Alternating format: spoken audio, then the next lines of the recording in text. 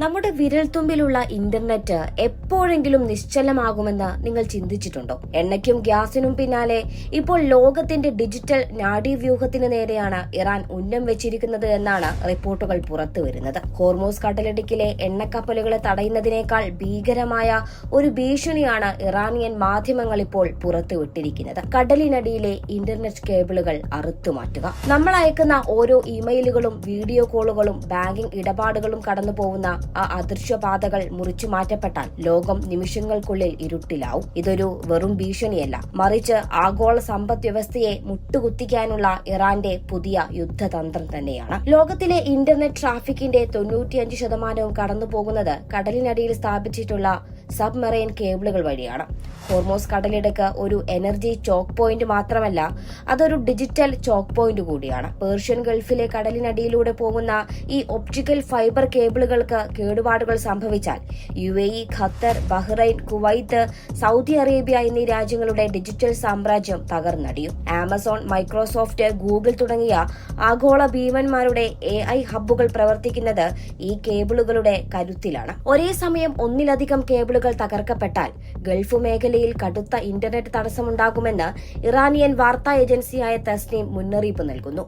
Banking സംവിധാനങ്ങൾ തകരാറിലാവുകയും ഓഹരി വിപണികൾ നിശ്ചലമാവുകയും ചെയ്യും. ഇത് കേവലം ഗൾഫിനെ മാത്രമല്ല, ലോകം മുഴുവൻ പടരുന്ന ഒരു സാമ്പത്തിക പ്രതിസന്ധിയായി മാറും. ഇതിനു മുമ്പ് ചെങ്കടലിലും ബാൾട്ടിക് കടലിലും ഇത്തരം കേബിൾ മുറിക്കലുകൾ നടന്നത് നമ്മൾ കണ്ടതാണ്. യമനിലെ ഹൂതി വിമതരും റഷ്യൻ അന്തർവാഹിനികളും ഇത്തരം നീക്കങ്ങൾ മുമ്പ് നടത്തിയിട്ടുമുണ്ട്. ലോകത്തിലെ ഏറ്റവും വലിയ രണ്ടാമത്തെ ഇന്റർനെറ്റ് ഉപഭോക്താക്കളാണ് ഇന്ത്യ.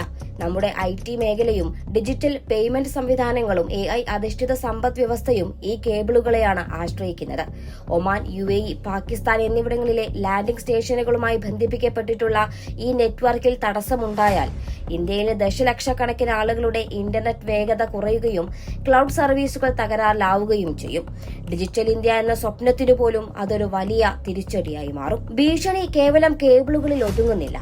കടലിൽ അമേരിക്കയും ഇറാനും തമ്മിൽ നേരിട്ടുള്ള ഏറ്റുമുട്ടലുകൾ വർദ്ധിച്ചുകൊണ്ടിരിക്കുകയാണ്.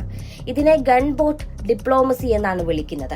അതായത് വാക്കുകൾ കൊണ്ടുള്ള ചർച്ചകൾ പരാജയപ്പെടുമ്പോഴോ അല്ലെങ്കിൽ ചർച്ചകളേക്കാൾ വേഗത്തിൽ കാര്യം സാധിക്കണമെന്നുണ്ടെങ്കിലോ വൻ ശക്തികൾ ഈ രീതി പുറത്തെടുക്കും. ശത്രു രാജ്യത്തിന്റെയോ അല്ലെങ്കിൽ തങ്ങൾ പറയുന്നതനുസരിക്കാത്ത രാജ്യത്തിന്റെയോ കടൽ അതിർത്തിയിലേക്ക് ആയുധം നിറച്ച പടക്കപ്പലുകളെ അയച്ചു നിർത്തും. ഞങ്ങൾ പറയുന്നത് കേട്ടില്ലെങ്കിൽ ഇതാ ഈ തോക്കുകൾ സംസാരിക്കുമെന്നൊരു പരോക്ഷ മുന്നറിയിപ്പാണിത്. സമാനമായി ഇപ്പോൾ ട്രംപ് ഹോർമൂസ് കടലിടുക്കിന് ചുറ്റും അമേരിക്കൻ പടക്കപ്പലുകളെ വിന്യസിച്ചിരിക്കുന്നത് ഇറാന്റെ സാമ്പത്തിക നട്ടെല്ലൊടിക്കാനാണ്. നിങ്ങൾ ആണവായുധം ഉപേക്ഷിച്ചില്ലെങ്കിൽ നിങ്ങളുടെ എണ്ണക്കപ്പലുകളെ ഞങ്ങൾ കടത്തിവിടില്ല എന്ന് കപ്പലുകളെ കാട്ടി പറയുന്നതാണ് ആധുനിക ഗൺബോട്ട് ഡിപ്ലോമസി. ഇതിനു മറുപടിയായി ഇറാൻ തങ്ങളുടെ സ്പീഡ് ബോട്ടുകളും ഡ്രോണുകളും കാട്ടി അമേരിക്കയെ തിരിച്ചും വിരട്ടുകയാണ്. ഹോർമൂസ് കടലിടുക്കിൽ മൈനുകൾ വിതറുന്ന ഏത് ബോട്ടിനെയും വെടിവെച്ചിടാൻ ട്രംപ് ഉത്തരവിട്ടു കഴിഞ്ഞു. ഇറാനിയൻ എണ്ണ കടത്തിയ മെജസ്റ്റിക് X എന്ന കപ്പൽ അമേരിക്കൻ നാവികസേന ഇന്ത്യൻ മഹാസമുദ്രത്തിൽ വെച്ച് നാടകീയമായി പിടിച്ചെടുത്തിരുന്നു.